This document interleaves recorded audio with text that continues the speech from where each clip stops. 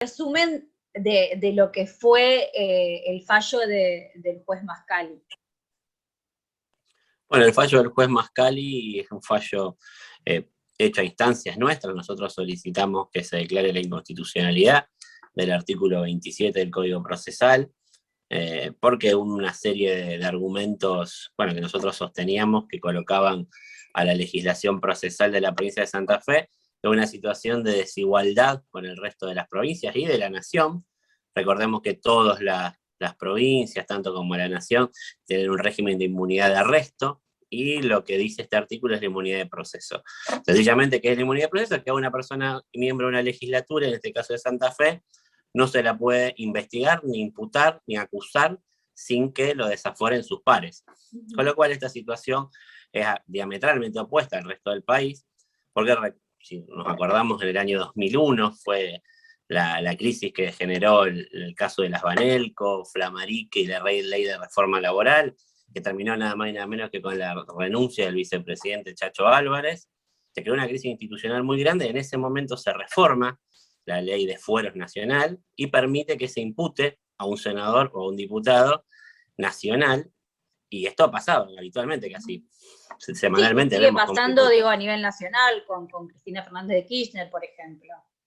Iglesias, para ver que hay personas también de otro signo político, pasa con políticos de muchos que se han sido llamados a indagatoria. Nosotros entendemos que si nuestro Código Procesal se reformó después de que la Nación reforma esa norma, nuestro Código Procesal era inconstitucional. Y el fallo de Mascali toma eso, se ancla mucho en el hecho de la situación de injusticia que implica que nosotros como fiscales podíamos imputar a un legislador nacional, es decir, para que se entienda, podíamos imputar a Reutemann, a Sagnún, a Mirabella, a Esteves, a cualquier, pero no podíamos hacerlo con un legislador provincial. Eso entiende Mascali, que viola el derecho a la igualdad, la garantía de la igualdad de la Constitución, y por eso entiende que no solamente el Código Procesal, sino nuestra Constitución es inconstitucional en ese punto, y nos habilita a imputar, en este caso al senador, y a acusarlo. No más que ello, es muy claro el fallo, porque dice que no podemos avanzar sobre su libertad corporal, tomando lo que dice la Ley Nacional de Fueros, que es exactamente igual. O sea, la resolución que toma Mascali haría una interpretación de que en nuestra provincia se aplicaría lo mismo que dice la Ley de Fueros. Es decir, se puede indagar a un legislador, y digo indagar porque en el régimen federal se indaga, no hay imputativa, que es equivalente a nuestra imputativa, y cuando se quiere avanzar sobre su libertad, hay que pedir el desafuero. Entonces, ¿cómo son los pasos a seguir? Ustedes lo van a citar ahora y pueden tomarle declaración. Nosotros le vamos a solicitar a un juez que lo cite. Esa es una opción que da Mascali. Mascali se lo podemos citar nosotros. Hay una facultad que da el código de imputar en la oficina de los fiscales. Nosotros creemos que una garantía, incluso para el propio senador Traferri, es más, creemos que garantiza su derecho a defensa, que sea un juez el que escuche nuestra imputación, que sea un juez el que analice la evidencia, y que sea un juez el que en definitiva determine si tenemos elementos para seguir con la acusación o no. Por eso nosotros le vamos a pedir a la oficina de gestión que fije una fecha de audiencia y lo cite a Traferri esa audiencia. Para que se entienda un poco qué pasó en diciembre, ¿no fue el mismo tipo de audiencia que se celebró donde Traferri fue, explicó, dijo que los fueros no le pertenecían? ¿En esa reunión fue o no fue una audiencia la de diciembre? Esa no es una audiencia imputativa. O sea, el Código Procesal nuestro dice que cuando existen elementos para imputar a un legislador, el legislador se puede presentar a dar sus explicaciones. Él no dio sus explicaciones, nosotros lo invitamos a renunciar voluntariamente a los fueros, es decir, que él permita que nosotros le formulemos la imputación. El acto de la imputación es un acto muy importante porque es cuando se le explica a una persona cuál es la acusación que hay en su contra, cuáles son los elementos que se tiene, y en virtud de ello adquiere un carácter muy importante, el carácter de imputado, y puede ejercer un montón de derechos que hacen a su defensa. Él manifestó que no se iba a desaforar, entiende la tesis de que los fueros le pertenecen al cuerpo. Nosotros recordamos, hay un fallo muy famoso, un caso acá en Argentina, el caso de Angelos. Era una persona que era senador por la provincia de Córdoba, renunció a sus fueros y fue juzgado y luego absuelto, en este caso, por la justicia.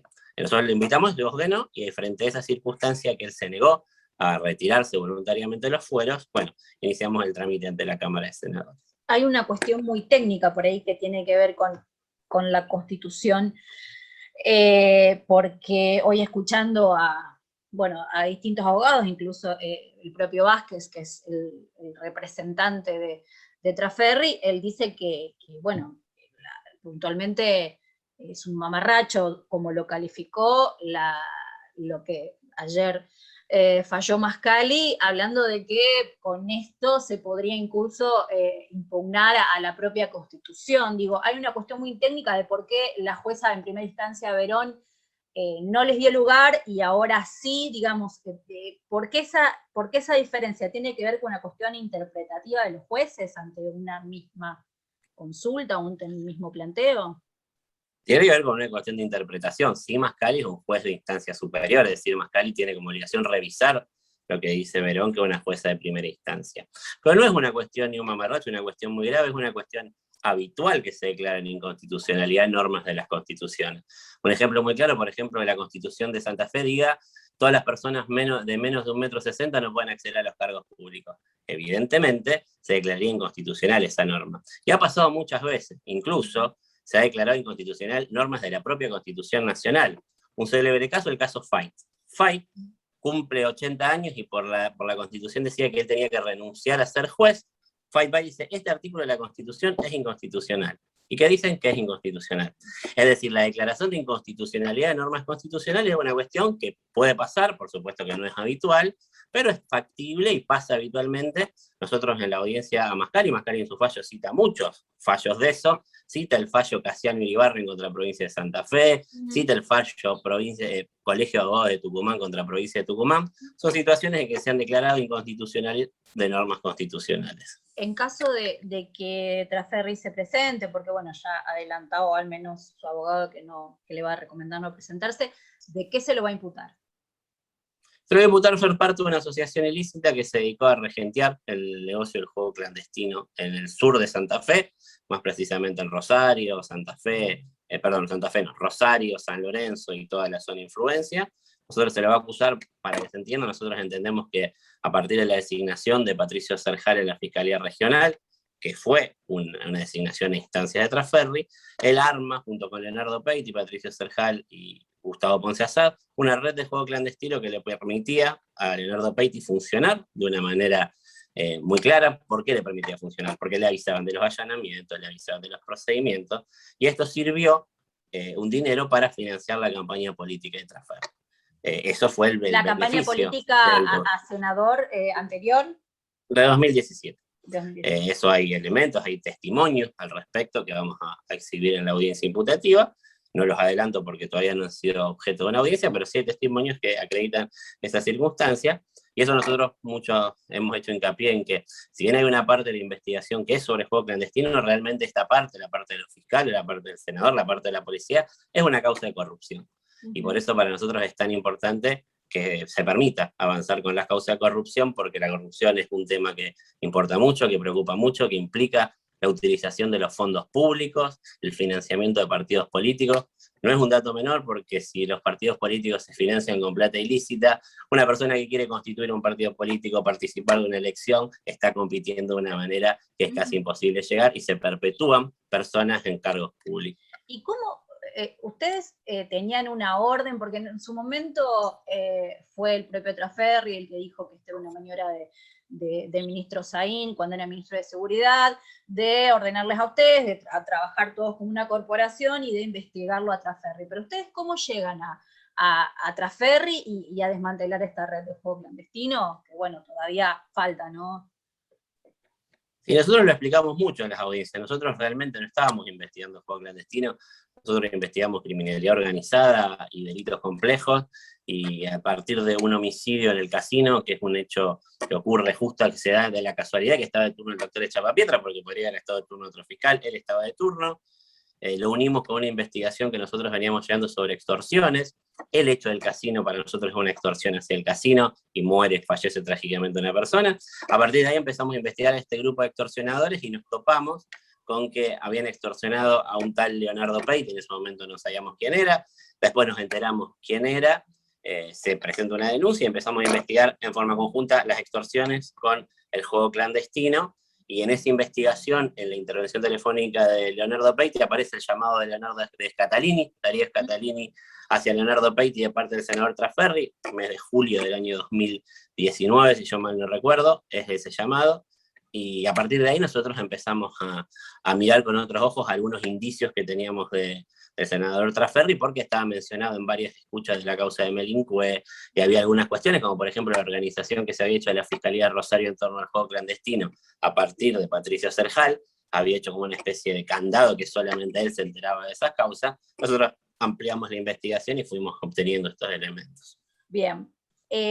¿Podría haber más imputados o ustedes se centran en los que ya están hasta el momento imputados? Va a haber más imputados. Nosotros tenemos... Serjal, recordemos por favor, son Serjal, ¿quiénes son las otras personas? Serjal, Ponce Asad, Ugolini, está imputado varios policías, un grupo de 4 o 5 policías, incluso está condenado Torrisi, está imputada Lorena Córdoba, que era la viuda de Perona, que era una persona que manejaba el juego en Rafaela. El mismo Perón estuvo imputado, pero falleció. Después están imputadas todas las personas que manejan los garitos, son en la instancia más inferior de la organización. Pero recordemos que esta investigación tiene ramificaciones en Melincue, en Rafaela y también en Reconquista, es decir, que la organización es más grande. Estamos viendo de qué manera organizar toda esta investigación. Nosotros tenemos la parte sur, y sí lo que se viene ahora, que son las imputaciones, porque este negocio ilícito no solo financiaba la política, sino que lograba grandes sumas de dinero. Nosotros tenemos una instancia en que vamos a empezar a imputar a las personas que se encargaron de lavar ese dinero. Sí, ustedes hablan de estimaciones millonarias, los escuchaba de... Y yo siempre lo aclaro porque a veces te da lugar a confusión. Cuando nosotros hablamos de esa estimación del negocio del juego en total en la provincia de Santa Fe, un juego clandestino. No era solamente Peiti ni esta organización en la que participaba, según nosotros, Trasferri, la única. Hay un montón. En total, el juego clandestino se estima que mueve alrededor de 3.000 millones de pesos por año. No, por eso no es esta organización, esta sí movía muchas sumas de dinero, y ese dinero se lavaba. Las personas que participaron de esa maniobra de lavado son las próximas que van a ser imputadas. Recién mencionabas que también había una investigación de juego clandestino en San Lorenzo. ¿Eso hay alguna evidencia de que también haya existido el juego clandestino o exista aquí en la ciudad? Existen muchos informes sobre el juego clandestino en San Lorenzo. En el momento en que estaba interventor Carlos Lemos, él había elevado muchos informes sobre Salitas. Cuando nosotros allanamos esas garitas, o esos garitos, porque así se les llama, no encontramos las personas. Después nosotros vimos de qué manera Nelson Ugolini estaba muy interesado en conocer esos allanamientos, hicieron las filtraciones hacia la policía solicitada por Ugolini, y que después se extendieron hacia las causas de la organización de BAI. Nosotros, toda la organización criminal que se desarticuló se hizo teniendo en cuenta que, creyendo que había mucha filtración de la policía. A lo mejor fue por eso, pero sí hay informes, hay fotografías, hay mucha información sobre garitos en San Lorenzo. Nosotros realmente nunca pudimos allanar uno ni encontrarlo. Nunca pudieron encontrar digamos, no, lo que se le dice garito. Y en el caso... Si en la zona del cordón, si en Capitán Bermúdez, si en Capitán Granero Baigorra, ahí sí se encontró. Ahí sí se han hallado, ¿y eso es parte de la causa, de la evidencia? Nosotros lo que no pudimos hacer aún, porque restan medidas, que es analizar los teléfonos celulares, que en esto es muy importante de las personas, pudimos vincular a esa red con Peiti, con Trasferri, con Ponce, no lo sabemos. Los informes que nos hacen dicen que pertenece a la misma red, pero nosotros hoy no lo podemos asegurar porque no tenemos los elementos.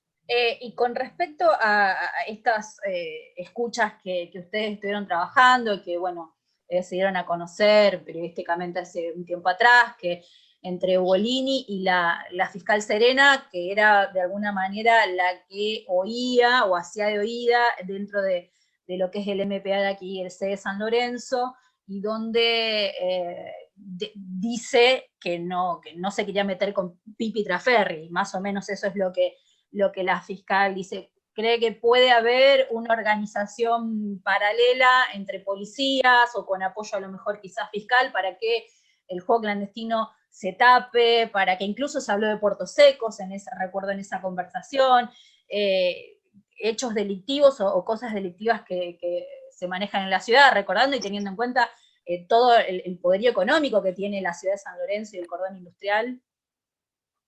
Sí, nosotros, la causa Serena está acusada, está imputada por ese hecho, por incumplimiento de deberes, y queda muy claro que ella le dice desde su rol de fiscal, y eso es una cosa que nosotros le reprochamos, conocer que existían esos negocios, tanto juego clandestino y Puerto Seco, y que nunca se habían trabajado eso. Y Ugolini le menciona, esos son negocios que le importan mucho a Trasferri. Y sí, nosotros lo usamos no solamente para reprochar lo que para nosotros es una falta de la fiscal, sino para mostrar de qué manera Ugolini buscaba información para esta organización, no solo en Rosario, sino en otro lugar. Sí, lo que sí se han allanado y se han encontrado son Puerto Seco, eso es cierto. En otra causa derivada, que es la causa de la investigación del homicidio del Coto Medrano, se encontró, buscando a Dani Godoy, un Puerto Seco, y creo que el fiscal Ledesma, si yo mal no recuerdo, muy cerca de esa fecha encontró otro buscando unos camiones robados. Bien. O sea que puertos secos se han encontrado. La regulación de los puertos secos tiene una complicación de investigación penal muy grande, es que el delito es un delito que no tiene mucha relevancia penal en cuanto a la significación. Puede llegar a ser evasión, puede llegar a ser el robo que hacen los mismos camioneros del cereal. Por eso es que es un negocio que mueve volúmenes de dinero muy grandes. Se estima, también estimaciones, que cada tres camiones de cereal, uno es en negro.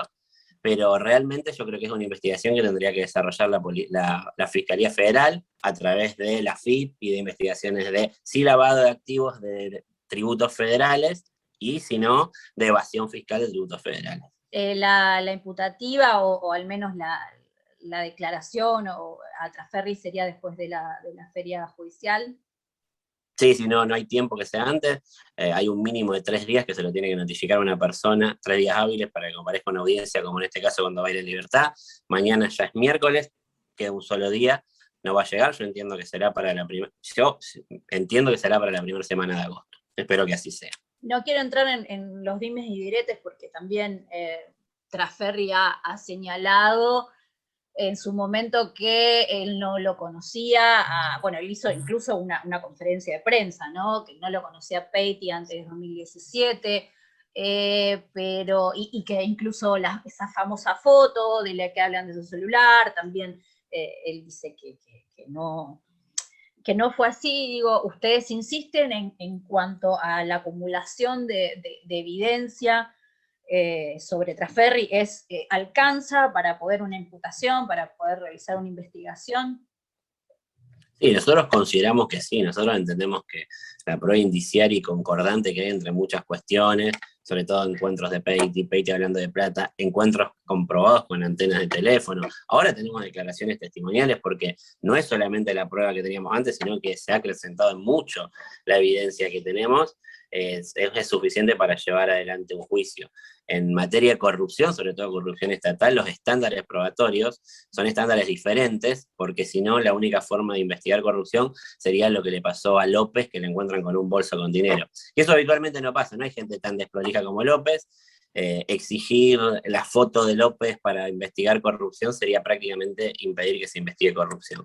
Nosotros entendemos que los indicios son concordantes, y acá yo creo que es cuando hay una cuestión que no se logra ver, que es incluso para el propio Trasferri sería importante que se celebre la audiencia, porque a lo mejor el juez nos dice que nosotros no tenemos nada, y si el juez nos dice que no tenemos nada, Trasferri tendrá razón y nosotros tendremos que proceder en consecuencia. Nosotros entendemos que sí tenemos y por eso insistimos con esto. Insistimos aún cuando ya no estás ahí, cuando las cuestiones políticas de la provincia son diferentes. Nosotros insistimos porque creemos que estamos en la obligación de llevar adelante estas investigaciones y demostrar que el sistema penal del cual participamos y somos los actores, no es un sistema selectivo que solamente elige pibes chorros para meter presos. Está bien que se metan presos a los tiratiros, está bien que se metan presos a los ladrones, pero el sistema penal también tiene que ir creciendo, también tiene que buscar estas organizaciones criminales que, entre otras cosas, financian la política y son las que generan, entre otras cosas, que haya tanta violencia. Porque sin lavado no hay violencia. ¿Y cree que se emborró un poco o se manchó la causa con tantas acusaciones de un lado, del otro, donde a lo mejor escuchando a Trasferri hace unos días atrás, escuchándolo al abogado Vázquez también, apuntándolo a usted, apuntándolo al fiscal Yapapietra, con calificativos, con incluso denuncias que uno no puede saber si son fundamentadas o no? Digo que un poco se está embarrando esta situación, esta causa. Mire, yo le conté, nosotros cuando empezamos y sabíamos que esto iba a ser así, no lo dudábamos, no iba a ser sencillo, y lo que llevan y lo que pretenden hacer, en este caso Trasferri y su abogado, es llevar la discusión de la evidencia al plano de lo público y de una Y de lo personal periodístico también. y Lo casi personal sí, también hablan. sabíamos que íbamos a ser atacados personalmente, íbamos a ser difamados, fuimos amenazados, nos han pasado un montón de cuestiones. Sabíamos que era así y nosotros creemos que si es el costo que hay que pagar para tratar de vivir en una provincia más transparente, no vamos a cesar en ese empeño. Yo le cité hace un rato el caso de Angelós, fíjese, Angelós también decía que era inocente. Se desaforó, fue y así lo dijo la justicia. Por eso yo creo que cuando se utilizan estas artimañas, se trata de ensuciar al acusador, es porque realmente hay cosas que esconder. Eso lo digo a título personal, pero yo creo que es muy claro eso. Tanto como usted como Pietra se han sentido acompañados por otra parte, o ya sea por la parte política, o ya sea por sus pares del MPA, ya sea por la justicia, por sus pares, ¿se han sentido acompañados o sienten que los han dejado muy solos en esta, digamos, epopeya, si uno lo quiere decir entre comillas, ¿no? De nada más y nada menos meterse con el legislador, quizás hasta el más importante de la provincia de Santa Fe, que es el senador Trasferri? Nosotros, yo creo que el otro día leíamos una entrevista muy buena que le hicieron a Binder, que Binder dice, las instituciones no se construyen con héroes, dice ¿Quién es Binder. Vindal? Eso Para es cierto. que la gente lo sepa también, porque lo menciona. Binder es un jurista, para mí uno de los juristas más importantes actuales de la Argentina, gestor de toda la reforma procesal en Santa Fe y todas las reformas modernas que hay en la Argentina. Es una persona que tiene unos conocimientos muy grandes, él dice eso, y yo creo que es cierto eso, nosotros institucionalmente sí nos hemos sentido avalados, fundamentalmente por el fiscal general, la fiscal regional, todos los pasos que nosotros hemos hecho, todo, cuando digo todo, son todos, lo hemos conversado con ellos, y ellos siempre nos han manifestado su apoyo, de la forma en que lo ha hecho. Hemos manifestado nuestro apoyo de nuestros compañeros, ayer sacaron la Asociación de Fiscales algunos comunicados, que también sacaron cuando nosotros nos amenazaron, y bueno, la justicia funciona, tampoco nos vamos a quejar, el fallo de Verón fue un fallo de la justicia que fue en contra, y nosotros usamos las vías legales que es recurrir el fallo, por supuesto que nos gusta más el fallo de Mascali, pero no vamos a decir que no nos apoyó la justicia porque Verón falló de una forma y ahora sí porque Mascali de otra. La justicia está compuesta de personas, las personas tienen sus diferentes formas de pensar, nosotros entendemos que hay un grupo de gente que creemos que construir una sociedad más transparente, una sociedad más progresista, y hay otro grupo de gente, otro grupo de personas, son los menos, que creen en que hay que conservar los grupos de poder, que las decisiones se tienen que tomar en círculos cerrados, que la gente tiene que estar ajena a lo mismo. Nosotros no nos gusta eso, preferimos que vivir en una sociedad más democrática y más transparente. Bien, lo último que pregunto, ¿qué pena en expectativa tiene en caso de que sea una condena efectiva? Bueno, la pena de expectativa, nosotros le vamos a imputar a organizar una asociación ilícita, tiene una pena que va entre 5 y 10 años. Vamos a imputarle también otros delitos, como incumplimiento de deberes, eso lo estamos analizando. Sí, por supuesto, en el devenir de un juicio, un juez puede interpretar que nosotros no tenemos razón y no darle pena, puede entender que en vez de ser organizador es miembro, con lo cual la escala penal va de 3 a 10. Son cuestiones que Ahora entiendo un que se poco irán viendo. lo que dice que más allá de que, porque tiene una pena baja, si se quiere, que no condice con el daño, ¿no? Porque recién hablaba de financiar política, de cómo la delincuencia está relacionada, ¿no? Y con esto, y uno piensa 5 o 10 años, no es mucho la pena. No, no es mucho, pero son hitos que se pueden ir construyendo de a poco. Usted piensa que toda la legislación penal nuestra es una legislación que viene en 1920, en ese momento los delitos de corrupción prácticamente no importaban, lo único que se tutelaba era la vida, la propiedad. Hoy por hoy hay delitos contra la propiedad cuyo mínimo es más alto que el mínimo del homicidio, para que se entienda cómo es, y los delitos estos quedaron con aquellas penas viejas, los delitos de corrupción, penas pequeñas, y hoy la preocupación es muy grande. A lo mejor sería bueno en algún momento que se reformen estas circunstancias, nosotros trabajamos con esto, pero muchas veces los jueces entienden que hoy por hoy estos delitos son muy importantes, los delitos de corrupción, los que hacen a la utilización por parte de los políticos de los bienes públicos, y cuando uno les solicita algo, entienden que por más que esa pena sea chica, el delito tiene otra entidad y avalan algunas solicitudes que hemos hecho, por ejemplo, la prisión preventiva de Ponce Asad y de Patricio Serjal, con estos mismos delitos, hace casi un año que están presos. Lo último que pregunto, ¿qué pasa si no se presenta como anunció que no iba a hacerlo? ¿Qué otra estrategia o qué otra cosa pueden hacer ustedes en el marco No, de... mire, nosotros primero vamos a esperar que no se presente. Esto, yo lo dijimos hoy todo el día en algunas notas, es una situación novedosa, no es una cuestión que esté regulada.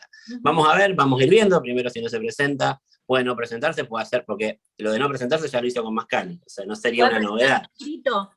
Puede presentar un escrito, veremos qué dice el escrito. O sea, eso son cuestiones que le iremos desarrollando. Hoy por hoy, primero queremos que se cite, que se asigne fecha de audiencia, y ese día veremos y después iremos pensando cómo seguimos.